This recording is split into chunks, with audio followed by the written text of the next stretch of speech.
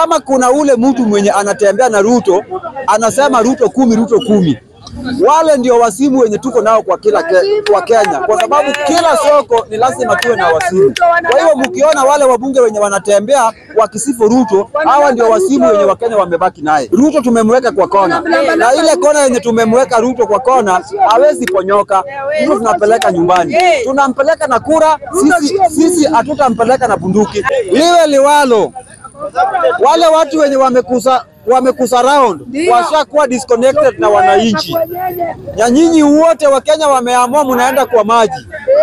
Na hata bado tunaonea wale wenye bado huko nao huruma, kwa sababu ienda ikawa watakufa kifo yenye sio yao. Law Society of Kenya, kama kuna ule mtu mwenye haitakiwi mtoe kwa list yenu kama lawyer, ni hii Murkomen. Kwa sababu Murkomen kwanza, hata tangu Murkomen tunasikiaga tu ati ni lawyer, lakini tujaiona kesi yote yenye Murkomen ameshinda.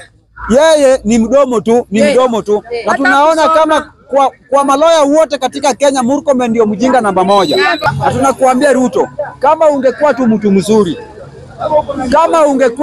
mzuri, ungetoka tu ng'ambo na ukuje useme mimi nimeacha kazi, kwa sababu kama ni pesa huko nazo, hakuna vitu zenye hauna. Hii kikosi ya DCI intakana iwe disbanded kabisa, kwa sababu DCI siku hizi kazi yao imekuwa tu ni kuua wananchi.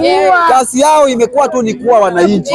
Hiyo gari ikikupita hata kwa barabara unasikia tu harufu ya damu ya mwanadamu. Hiyo gari haiwezi pita mahali ukose kusikia harufu ya damu.